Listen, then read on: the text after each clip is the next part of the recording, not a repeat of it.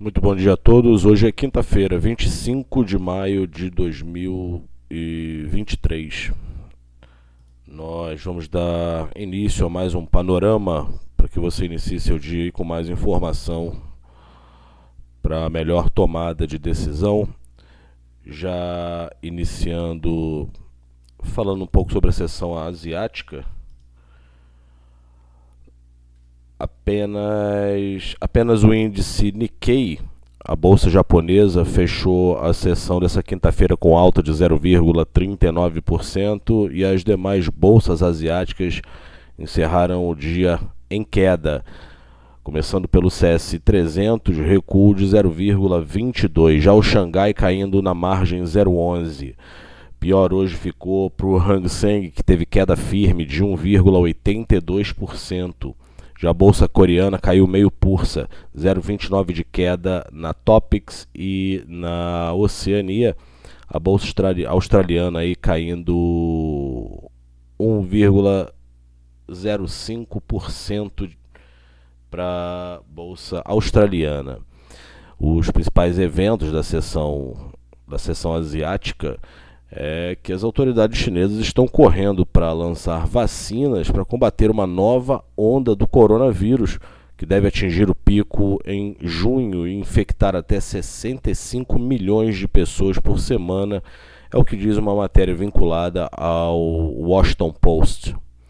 Na Bloomberg, matéria dizendo que a decepcionante recuperação econômica da China está atingindo fortemente os mercados globais. Ainda pela Ásia, o crescimento econômico da China terá um impulso maior se o Banco Central, o PBOC, cortar as taxas de compulsório dos bancos ao invés das taxas de juros, de acordo com pesquisa da Bloomberg Economics. E o Banco da Coreia manteve a sua taxa de juros inalterada pela terceira reunião consecutiva. Já vamos olhar aqui o gráfico do Nikkei, que hoje avançou, foi a única bolsa lá na Ásia a fechar positivo 0,39, o Nikkei 225, a bolsa japonesa. Ele tenta aí um movimento de recuperação no curto prazo, fez um pullback aí do pico anterior. Vamos tentar marcar uma linha de tendência aqui. A gente observa que ele ainda que ele saiu desse canal de alta, bem apertado aqui, foi direto e reto para cima. Porém ele pode voltar aos patamares anteriores aí, caso ocorra estímulo monetário, no caso pelo BOJ, que é o Banco Central japonês. Porém fica aí o índice Nikkei avançando na sessão de hoje, um movimento um pouquinho mais apertado como um todo. As bolsas asiáticas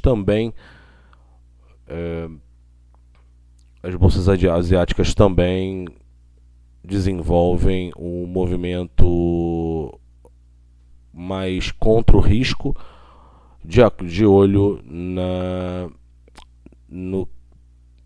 Deixa eu só mudar o gráfico aqui para vocês. Fica de olho também no impasse do teto do teto da dívida americano.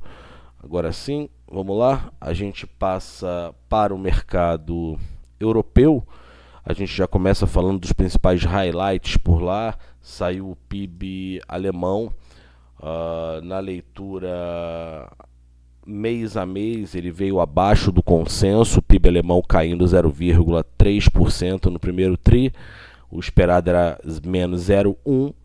Já na leitura anualizada para o primeiro TRI, o PIB alemão ficou em linha com o consenso do mercado, que é uma queda de 0,2%. Saiu também o clima do consumidor, o sentimento do consumidor alemão pelo GfK, consultoria GfK. Ele veio em linha com um consenso, o mercado esperava uma queda de 24 pontos no GfK, veio menos 24 0,2 pontos, então em linha o sentimento consumidor alemão ainda caindo 24,2 pontos, segundo a consultoria GfK. Já podemos também aqui dar uma olhadinha como está a bolsa alemã. Nesse momento a DAX vai recuando 0,27%. Observamos que a bolsa alemã vai buscar esse primeiro suporte aqui marcado na sessão de ontem junto com vocês.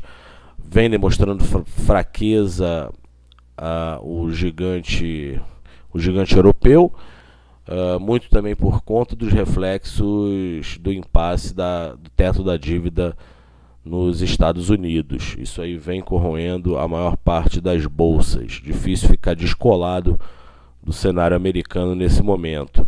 Então tá aqui o DAX sem muito, eu nem vou mexer muito nesse gráfico, porque depois que ele voltou aqui para esse corredor aqui, onde ele vinha bastante lateral, conseguiu o rompimento, porém ele não conseguiu dar continuidade. Ele voltou, ele desarmou o pullback aqui, entrando fluxo de venda no que era resistência, virou suporte. Temos um outro suporte aqui dentro do canal lateral aqui, bem próximo na bolsa alemã. A gente já vai observando também que o movimento é semelhante para a bolsa em Londres. Londres nesse momento trabalha com queda de 0,25%.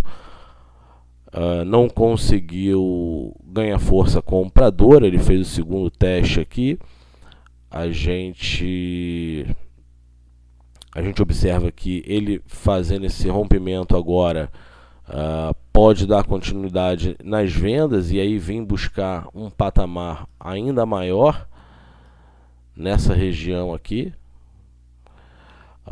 Então a gente tem até amanhã para observar como é que vai se comportar o mercado europeu.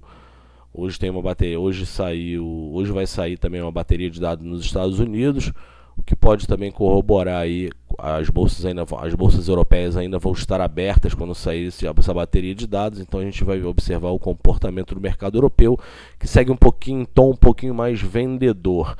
Então nesse momento a gente tem a bolsa alemã caindo 0,25%, Paris recuando 0,15%, Londres caindo 0,25%, Milão, a bolsa italiana, recuando 0,28%, e nesse momento mudou um pouco a direção o IBEX 35, a bolsa madrilenha, subindo 0,05%, indo na contramão do mercado europeu.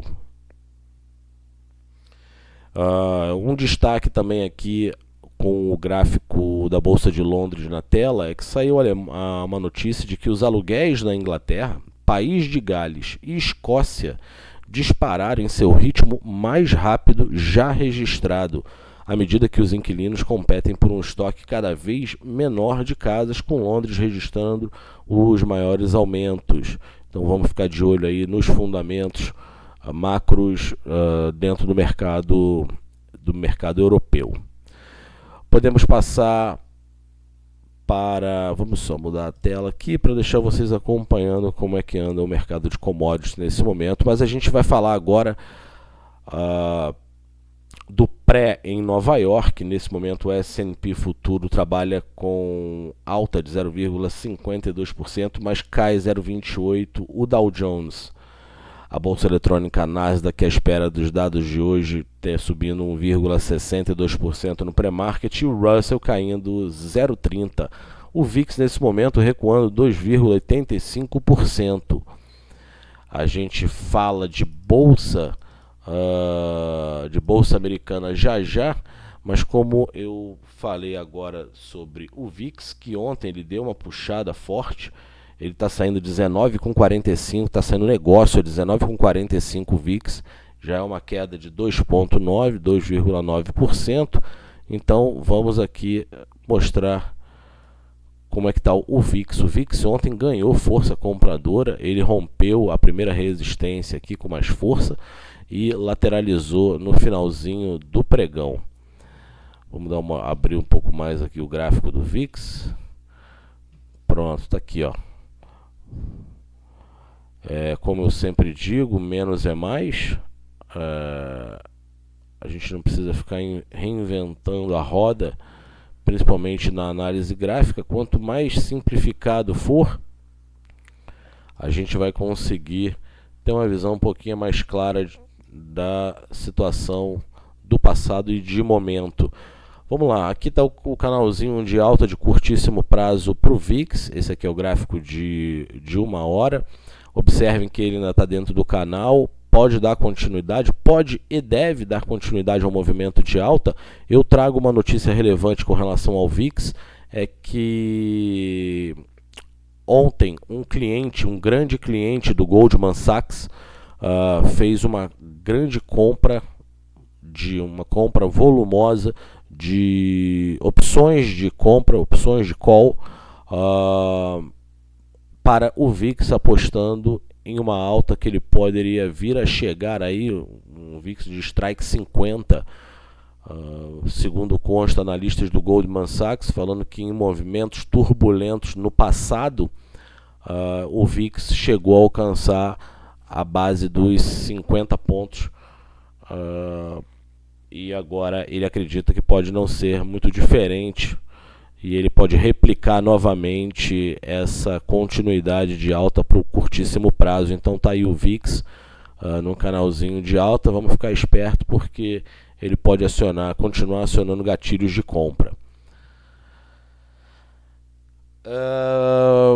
Um dos principais eventos no mercado americano, o mercado continua aguardando as discussões sobre as questões do teto da dívida. Ontem saiu a pesquisa Gallup dizendo que 61% dos americanos dizem que investem em ações. 61% dos americanos dizem que investem em ações. Essa seria a maior participação de retails, do varejo, desde 2008. Ontem nós tivemos também a ata do FOMC. Foi divulgada a ata da última reunião do FOMC. Os principais highlights que eu separei para vocês aqui da ata é que o aperto monetário adicional pode não ser necessário se a economia seguir como esperado. Muitos participantes do Federal Reserve, porém, defenderam manter opcionalidades para a taxa-alvo do Fed Funds após a decisão de maio. Alguns participantes do FOMC pontuaram que um aperto adicional dos juros iria ser necessário em futuras reuniões do comitê, de acordo com o documento. A ata também mostrou que alguns participantes ressaltaram ser crucial que o comunicado da decisão do FOMC de maio não sinalize probabilidade de corte de juros nesse ano ou que descartasse mais altas nos juros. E chamou a atenção que o economista Nouriel Roubini, um dos responsáveis aí, pela percepção do subprime em 2007 e 2008, o Nouriel Roubini alerta que os Estados Unidos e a China caminham cada vez mais para uma trajetória de confronto, uma espécie de guerra fria, após a cúpula do G7 no Japão. Vocês estão olhando aqui o gráfico do S&P 500 ontem. Essa visão um pouco mais compactada aqui é para mostrar que ontem, mesmo depois da ata do FOMC, o S&P continua segurando no patamar aí de 9 meses na região dos 4.200 pontos. Teve uma forte batida em determinado momento do pregão, entrou bastante vendedor, porém ele segue dentro de um canalzinho de alta aí de médio e curto prazo. Ele precisa romper esse patamar de 4.200 para continuar a pressão compradora. Eu vi ontem, durante o mercado, de que muitos agentes, alguns importantes agentes, começaram a fechar um pouco do short para curto prazo, um short especulativo no índice, no S&P 500. Então fica o registro aí mesmo com a ata do Copom, com a ata do FOMC, perdão, o índice americano, nos principais índices americanos, o S&P 500 não conseguiu romper o patamar de 4.200 pontos. Me mantenho ainda falando do mercado americano, porque, deixa eu só trocar a tela aqui para vocês, porque hoje tem uma bateria de dados saindo lá fora às 9 horas e 30 minutos. Começa o dia às 9 horas e 30 minutos.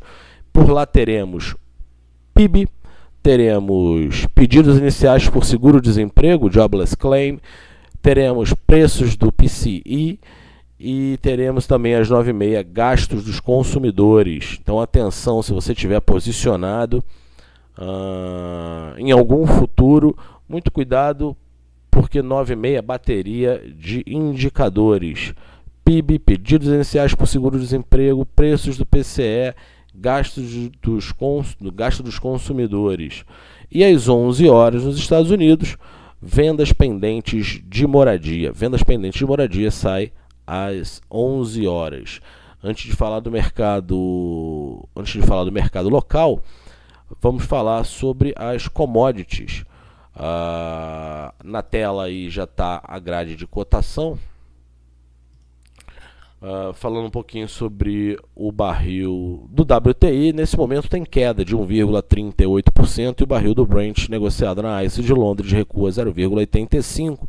Sai negócio a 73,31 no WTI, sai negócio a 77,68 no barril do Brent. O gás natural recuando 1,29, a gasolina 1,19, com óleo de calefação também caindo 0,76. Commodities energéticas majoritariamente em queda, à espera primeiro do impasse do teto da dívida e também esperando aí resultados de PIB, Jobless Claim e o PCE, que são dados fundamentais aí que o Fed tem monitorado para sua tomada de decisão de política monetária.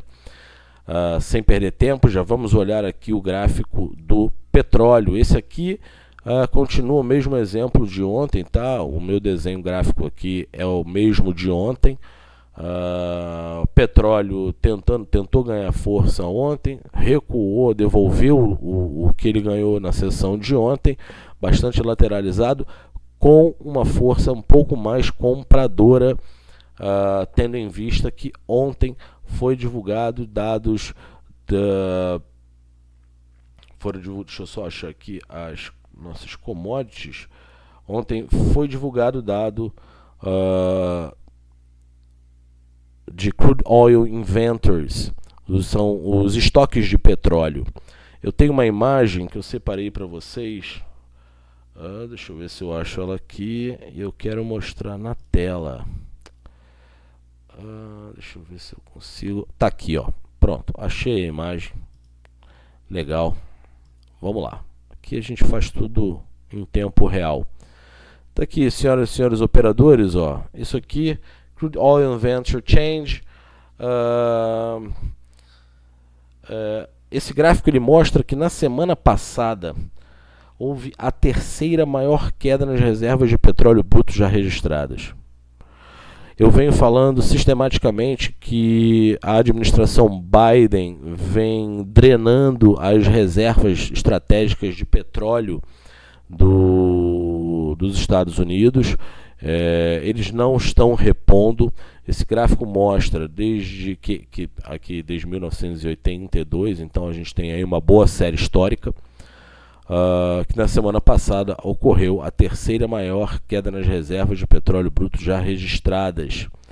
Está aqui, essa é a imagem que eu queria mostrar. Ontem também foi divulgado os estoques, veio muito acima do esperado, a queda de estoques de petróleo veio muito acima do esperado, foi onde o petróleo ganhou um pouco mais de força compradora, porém os eventos macros, como o impasse da dívida, demanda mais fraca, observância da falta de estímulos do mercado chinês, isso tudo contém um pouco aí a cotação da commodity. Porém, eu enxergo que tem upside, uma vez que os bancos não mudaram o seu racional e continuam com patamares bastante superiores para o fechamento do preço da commodity no final de 2023. Esse aqui é o barril do WTI, o anterior é o barril do Brent. Então eles continuam devolvendo um pouco do lucro de ontem após a divulgação dos estoques. Saiu a notícia ontem que o ministro do petróleo indiano diz que alguns países da OPEP+, não cortaram a produção de petróleo conforme o decidido. Ministro do petróleo da Índia diz que alguns países da OPEP+, não cortaram a produção de petróleo conforme decidido. Isso aí pode corroborar também pela sustentação de preços nesses patamares. Então fica um impasse aí, a OPEP ainda não se posicionou, eu fico no aguardo, qualquer highlight que sair de lá eu anoto e trago aqui para vocês amanhã no nosso panorama. Bom, rapidamente aqui a gente tem o ouro nesse momento sobe marginalmente 0,21, saindo do negócio a 1.961 dólares a onça Troy, e a prata cai 1,54%, está indo na contramão, saindo do negócio a 23,9, tem pagão na prata, recuo de 1,54, na contramão do ouro. Esse é o gráfico do ouro, o ouro segue um pouquinho mais pressionado, não consegue romper novamente o patamar dos 2.000 dólares a onça. Fico de olho no ouro, porque ele está ligado a fatores macro bastante fortes. Hoje eu vou encerrar aqui de forma um pouquinho diferente. Eu falei no início da semana que nós começaríamos a ver um pouco mais as agrícolas operando. Vamos falar de agrícola já. Trago aqui a tela de cotação e mostro para vocês que a soja caindo 0,53%. O trigo recuando 0,38%. A gente tem a madeira aí, mais um dia de queda. Ontem ela caiu forte, junto com o cobre, de olho na demanda e no arrefecimento da economia mundial. Caindo 0,20%, a madeira serrada de construção. E eu trago aqui para vocês o café nesse momento recuando 0,48% em Nova York. Trago dados sobre o preço do café. Esse aqui é o café. O café ele não tem novidades fundamentalistas nesse momento, porque ademais a colheita está avançando, tanto do Arábica quanto a do Conilon.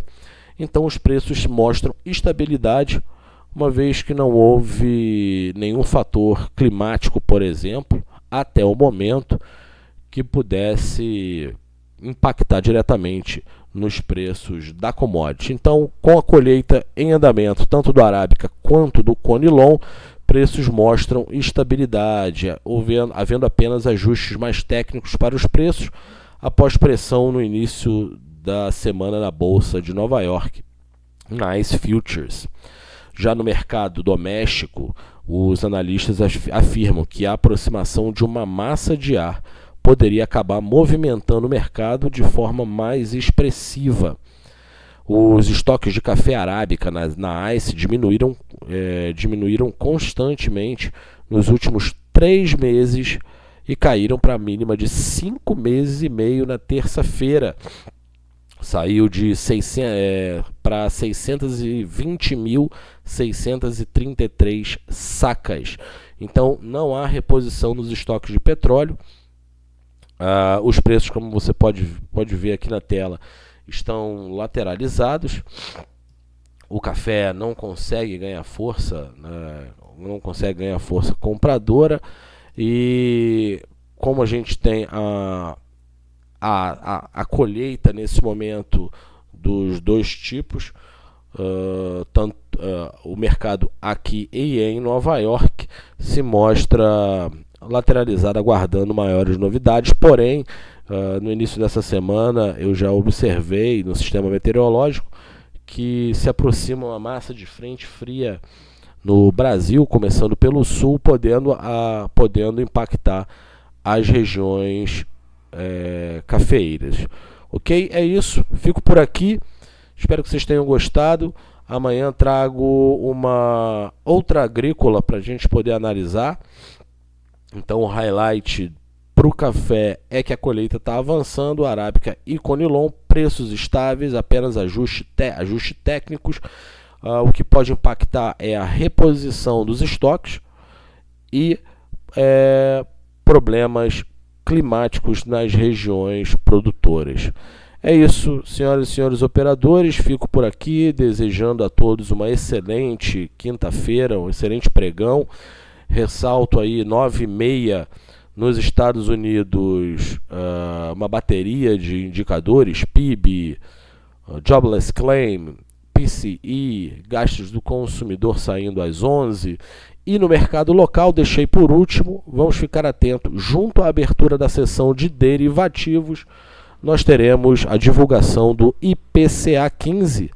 É por ela que nós vamos conferir quantas andam a nossa inflação.